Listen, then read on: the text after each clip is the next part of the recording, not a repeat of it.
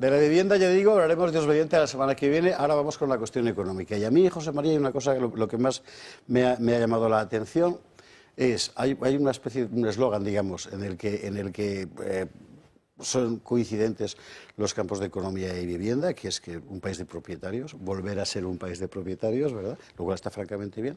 Y luego la orientación. Me parece que es un programa orientado muy esencialmente hacia la libertad y hacia las clases medias. Son los dos conceptos, por eso, que hemos subrayado en el titular. Y tenemos por delante 20 minutos para que Fernández, Marcela y un servidor te asaeteemos a preguntas sobre el programa económico, porque hay muchísimas cosas, impuestos, pensiones, cosas que son fundamentales. Perfecto, pues nada, a la orden. ¿Queréis que os dé yo? Bueno, es que en mi cabeza hay una serie de cuestiones que son absolutamente esenciales y es que lo primerísimo es que de un tiempo a esta parte los españoles han perdido el poder adquisitivo presente. Devorados por la inflación, al final cada día somos más pobres. Pero además hemos perdido el poder adquisitivo futuro. Con José Ramón he hablado infinitas veces, pero al final la industria en España muchas veces se dice, se está suicidando. No, la están asesinando. Hay unos claros culpables de todas estas políticas. Y esto, quien nos escuche, ejemplo más claro. En Asturias, en Salas, había una empresa en la que trabajaban X cientos de personas, en la que se podía vivir. En Lugo había una empresa fantástica llamada Alcoa, en la cual trabajaban y se ganaban el pan muchísimos españoles. Y así, repetido por N veces en N lugares de España que tenían una capilaridad de industria puntera tecnológicamente, porque es, por ejemplo, en Asturias está en Avilés Asturiana de Zinc, es la planta de producción de zinc más eficiente del mundo. En Huelva está Atlantic Copper, que es la producción de cobre, lo mismo, más eficiente del mundo en términos energéticos y en términos de materiales, capaz de aprovechar el mayor porcentaje. Entonces, ese potencial que teníamos en España nos lo estamos quitando de en medio. Cada vez que cierra una industria en España, cada vez que cierra una fábrica, cada vez que cierra una explotación de cualquier cosa, eso es oportunidades en el futuro que se desvanecen. Y eso lo estamos haciendo por voluntad del PP y del PSOE, por unos pactos que llevan cerrados y sellados desde hace décadas. Quienes nos escuchen piensen que la Agenda 2030 se firma en Sao Paulo en el año 2015, España la firma, y piensen quién gobernaba en el año 2015 en España. Pues ahí se firma la Agenda 2030, ahí empieza ese suicidio político, un endeudamiento desbocado. La deuda a un país, si invierte en activos reales que le generan una rentabilidad superior al interés de la deuda, puede ser benéfica, puede aprovecharse del apalancamiento. Pero si destinamos la deuda a pagar gastos corrientes, que es lo que está sucediendo en España en los últimos 20 años, lo que pasa es que estás perdiendo libertad. A día de hoy hay un X% creciente de tu presupuesto que está destinado necesariamente a repagar y refinanciar la deuda. Pero en España y en otros muchos lugares, es decir, muchísimos lugares lo están haciendo muy mal. Hay un libro fantástico que se llama Le déclin français irréversible, bueno, que básicamente tiene el doble de la deuda que España. Está en 3 y pico billones. Bueno, también tiene un PIB superior. También tiene una capilaridad industrial superior. También tiene una disponibilidad energética superior. Bien. Entonces, al final, nos encontramos con que muchos países de Europa adolecen del mismo mal, solo que cada uno, como dicen los jesuitas, cada uno en la medida de sus posibilidades. Pero todos están muy mal. Claro. Y eso, pero mal de muchos, Consuelo a mí de no me tontos, consuela. Sí, porque es que no me has dejado. Sí, porque no me habéis dejado decir nada más. Además de eso, quiero decir que todo eso es producto de unas políticas determinadas que han consistido fundamentalmente en dopar el gasto público en todas partes y endeudarse, muy particularmente desde el coronavirus, para paliar los posibles efectos sociales de unos sistemas económicos objetivamente agotados. Y que esos sistemas económicos objetivamente agotados coinciden en líneas generales en una desnacionalización de los recursos industriales, agrarios, etcétera, y en una transformación del mercado laboral, precarizando, etcétera. Quiere decir que los problemas son comunes. Lo habréis visto vosotros y, por tanto, imagino que tomar decisiones significará también de antemano aceptar que te vas a salir del carril. Eso es donde yo quería ir. Sí, así es.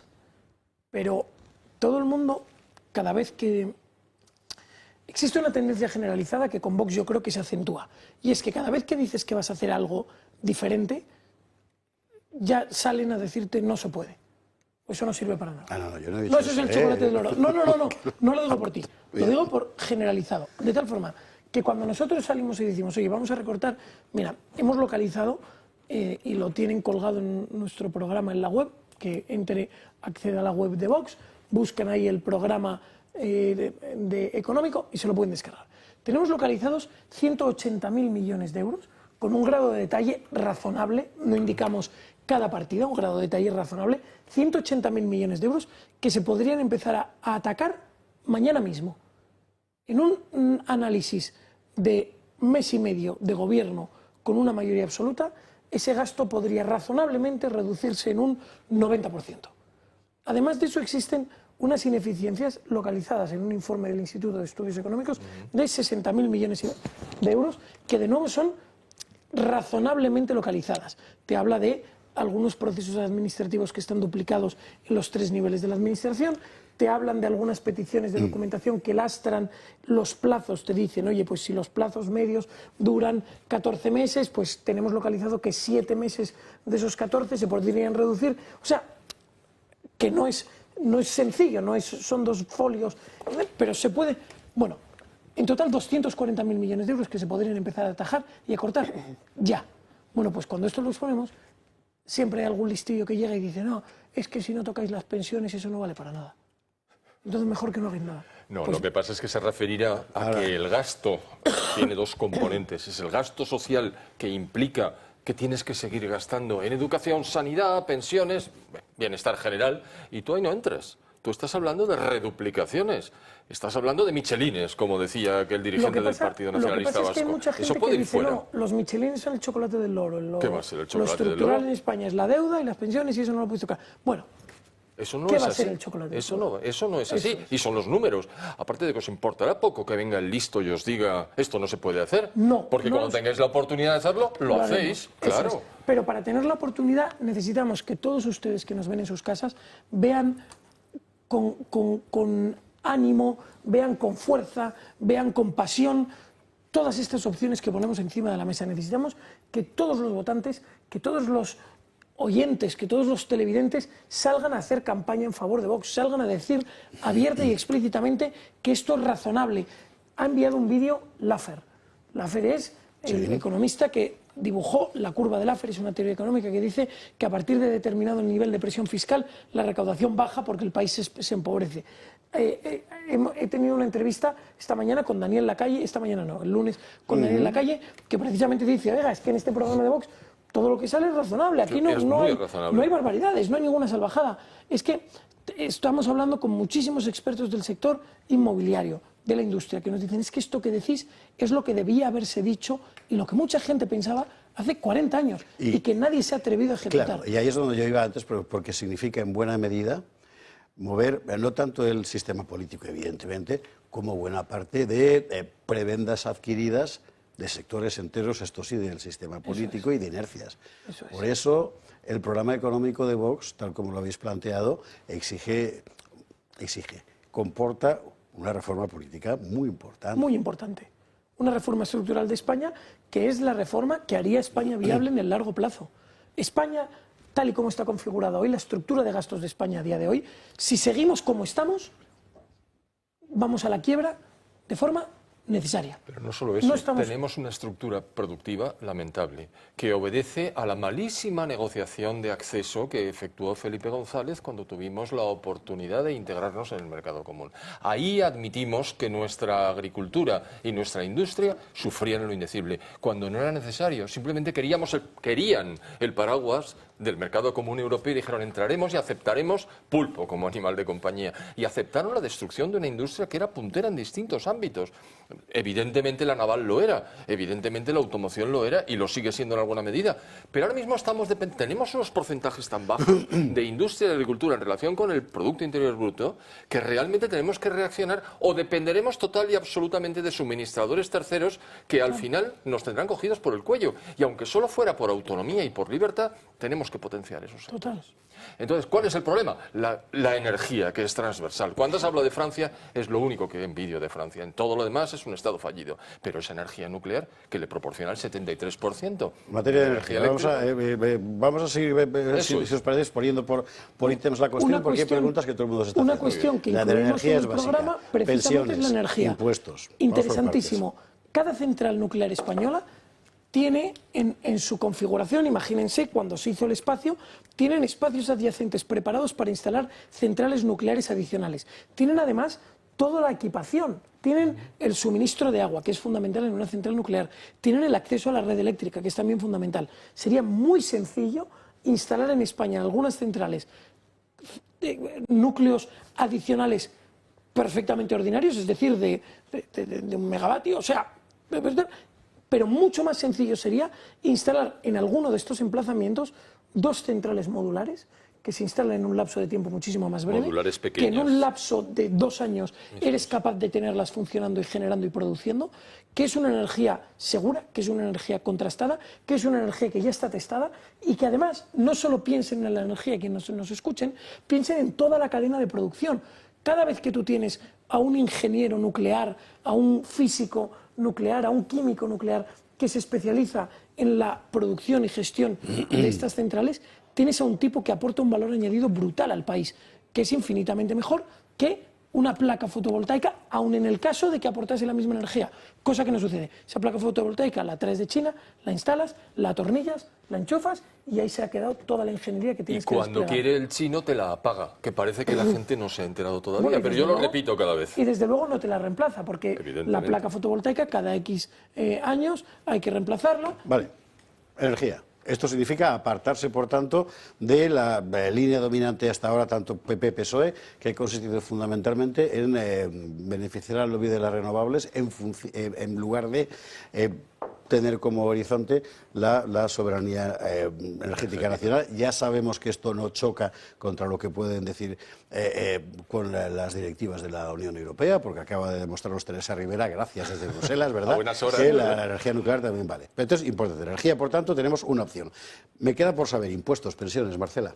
O sea, yo estuve presente en la asamblea en la clase magistral que dieron José María Figaredo y Carlos Achequero, que la verdad que estuvo fenomenal, no solo en el plano económico, sino también de la vivienda. Pero yo creo que es importante, ya que yo lo oí de primera mano, que José María explica a los espectadores una cosa que a mí me llamó mucho la atención sobre el tema del tejido productivo en España y esta capacidad de poder adquisitivo que se merma en un año en concreto a partir de 2017, si no recuerdo mal, porque tampoco tomé apuntes, aunque me llevé el librito.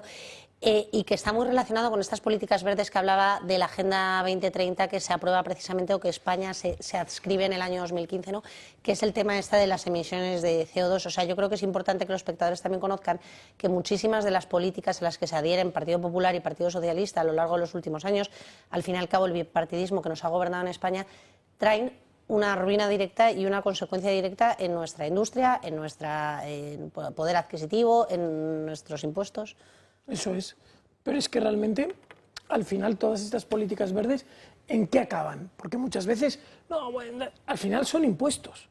Es que eso es lo que necesitamos que el español medio lo interiorice. Cada vez que dicen, no, vamos a una política de reciclaje, es que es un impuesto a la botella de plástico. Esta botella, cada vez que un bar o un restaurante distribuye tiene que pagar un impuesto adicional, además de la tasa de basuras. La tasa de basuras que ya pagas ya conlleva un coste específico dedicado al reciclaje pues además de eso, el impuesto al plástico.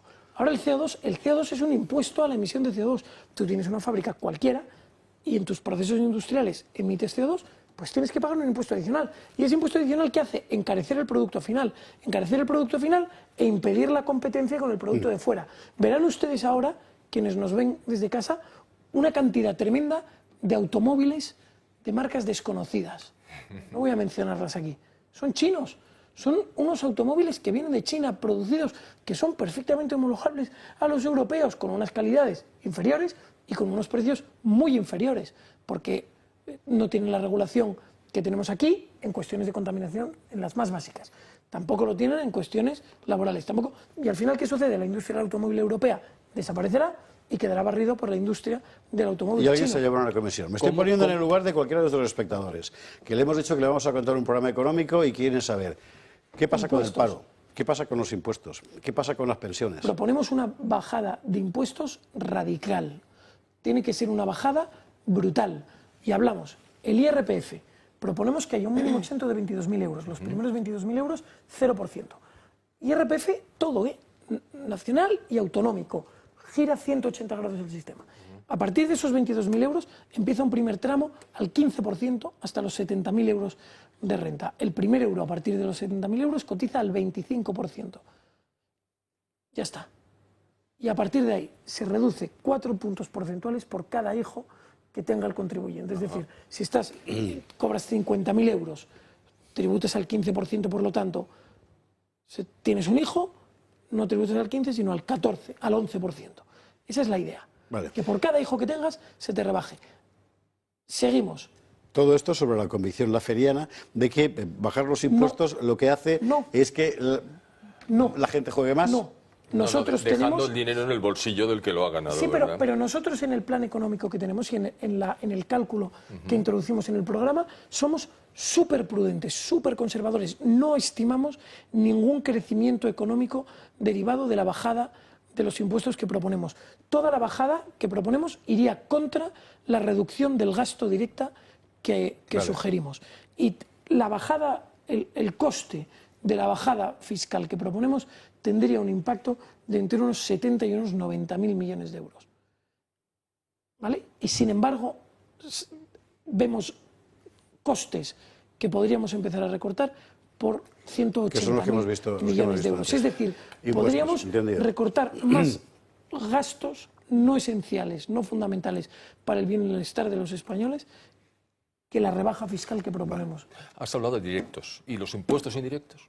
También sugerimos que el IVA revertir la subida del IVA de Mariano Rajoy, pasar el IVA del 21 al 18%, pensando en que el objetivo final sería llevarlo al 15%, que es el mínimo que permite la directiva europea. Eso tiene un efecto social muy fuerte, porque se lo pagamos todos, claro. Brutal, y es que eso estimula el consumo, lleva a una bajada de precios radical. Automática.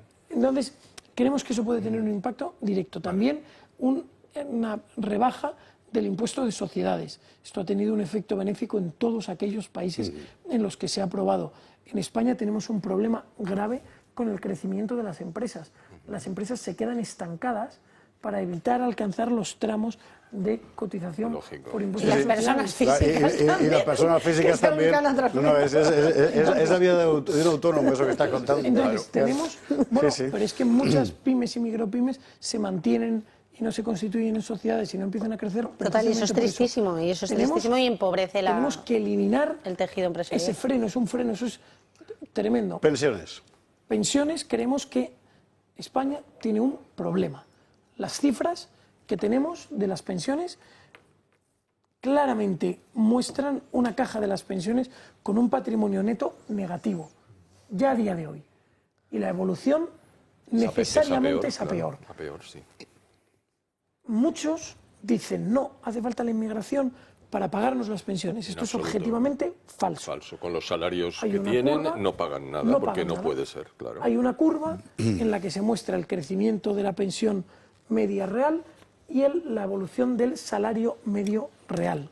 El salario medio real se mantiene plano, la pensión media real crece. Y nadie nos dice que la recaudación de las pensiones no depende tanto del número de cotizantes, sino que depende del número por la base salarial. Lógico. Si en España consiguiésemos que la masa salarial creciese al ritmo que debía haber crecido, no tendríamos el problema en el que nos encontramos a día de hoy. Es que el problema que tiene España no es un problema de número de cotizantes, que también... No solo, claro. Pero no tenemos un problema en el que tenemos unos salarios que llevan estancados 20 años. Ese es el grandísimo problema y esa es la revolución a la que tenemos que ir. Dicho esto, el sistema de pensiones tal y como está configurado a día de hoy no es viable en el largo plazo. No lo es. España puede cambiar de un modelo de reparto, que es el actual, lo que se cobra, que todos los que nos escuchen tienen que entenderlo. Quien a día de hoy trabaja y paga una cotización a la Seguridad Social, ese dinero se va directamente al bolsillo de un pensionista. Tenemos que darle un giro a este sistema y llevar lo que se llama un sistema mixto. Habrá una parte que tenga que seguir siendo de reparto, pero habrá otra parte en la que el dinero del cotizante se almacene en una hucha y empiece a revalorizarse. La a famosa beneficiarse. mochila austríaca. No necesariamente mochila austríaca, pensemos en simplemente guardar ese dinero, que ese dinero empiece... Pero para sí. Y no necesariamente para sí, porque las posibles soluciones son infinitas, pero desde luego empezar a capitalizar ese dinero. Ya. Imagínense que tú hoy cotizas y metes una cotización, pensemos, para un salario de 15.000 euros, aproximadamente un 30% de ese salario. ¿Cuánto es de 15.000 euros el 30%? Son 4.500 euros. Imagínate que tú cada año metes 4.500 euros en un fondo que se capitaliza a una media en una vida laboral normal de 30 años, 35 años, a un tipo del 6,5. Es razonable un 6,5 anualizado. Y tú esos 4.500 euros cada año los capitalizas, los primeros se capitalizan durante 35 años. Tú llegas a tu fecha de jubilación con una bolsa acumulada de dinero de algo más rondando al 1.000.000 de euros. Y ese dinero tú empiezas a rescatarlo poco a poco. Por lo tanto, eso sigue capitalizándose. ¿Qué sucede? Que el impacto económico en las cuentas de hoy es muy inferior al que se produce actualmente con un sistema de reparto. Entonces, llevar el sistema actual de las pensiones a ese método es muy complicado. Exige una inversión a largo plazo. Exige una visión que no es la de los 4 años de los gobiernos que llegan y solo quieren ganar las elecciones. Ese es Tienes uno que de los pensar temas. en España y en los españoles a 30 años Sí, vista. que es un poco tienes cómo que- funcionan las mutualidad, ¿no? Pero eso- hasta que les metió el tema. azar para el Estado. Eso lo también. ha hecho Suecia. Suecia ha cambiado su sistema de Sin pensiones. tocar las pensiones de los Chile, que están, sin de cambiar los las pensionistas pensiones de los actuales. Claro. Chile ha cambiado su sistema de pensiones. Y lo peor de todo es que esto que nosotros decimos hoy lo sabían en el año 95. Claro, pero cuando preferían constituyeron mirar a la otra Comisión parte del Pacto para de no dar Toledo. malas noticias Eso y es. perder los Y no votos han hecho consiguientes. Nada, Claro. nada. Entonces, es malo equivocarse, pero peor aún es acertar, y aun habiendo acertado, no haber hecho nada, que es lo que ha sucedido con este bipartidismo que nos gobierna en España desde hace décadas. Así que tenemos impuestos, la bajada de los convencionales y además, si no me equivoco, la desaparición de los patrimonios, donaciones, sucesiones, que es la cosa en la que Vox siempre ha estado defendiendo eso. Correlativa reducción del gasto público. Exactamente, que por eso has empezado por esa cuestión. Reindustrialización en términos nacionales, Eso es. recuperación de la producción en materia industrial, agraria, etcétera, sobre la El base agua del- también del- hablasteis, del- me pareció un El tema agua bastante fundamental, importante. el agua efectivamente. fundamental, Vale. y que todo el mundo piense que la gestión del agua no es solamente la gestión hídrica de una cuenca a otra. Hay varias cuestiones. Lo primero, que todo el mundo sepa y se quede en la cabeza el convenio de la Albufeira. Fundamental. Con Portugal, claro. Un acuerdo entre España y Portugal que establece la cantidad mínima de agua que España debe pasar a Portugal. Imagínense, dos vecinos, uno tiene el río, no le puede cortar el río. Hay que darle un derecho de aguas mínimo. Bueno, pues España cada año supera con creces el convenio de la Albufeira. Se calcula, se habla de unos 15.000 hectómetros cúbicos año. Y cuando nos fijamos en cuánto se está escatimando a los regantes de Levante, estamos hablando de unos cientos de hectómetros cúbicos. Cuando estamos desperdiciando, vertiendo al mar, entiéndase, 15.000 hectómetros cúbicos al año que podríamos estar almacenando en España y utilizando con centrales de bombeo. Pero has hablado al principio y vas a hablar de la interconexión de cuencas. Fundamental. Que es algo que estabas iniciando. Ya lo ibas a Esencial decir, para claro. poder repartir Llevar el esos agua. excedentes. Pero piénsenlo, llevar agua de la cuenca del Duero a la cuenca del Guadiana no es complicado. Y de la cuenca del Guadiana a la cuenca, de la cuenca del Tajo a la cuenca del Guadiana no es complicado. Y de la cuenca del Guadiana a la cuenca del Guadalquivir tampoco lo es. Tampoco. Y en el mismo sentido de la cuenca del Tajo al Júcar, que es lo que se hace a día de hoy. Y desde el Ebro, que fue el origen de todo el desde problema el a Ebro. partir de 2004.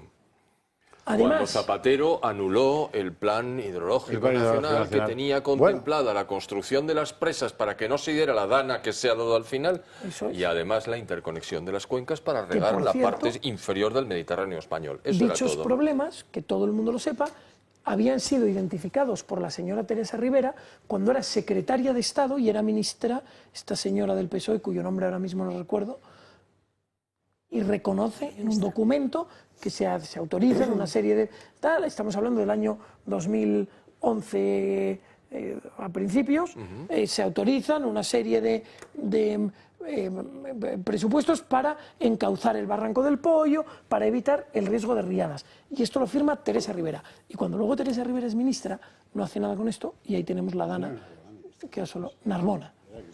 Cristina Narbona. Infausta memoria. Bueno, que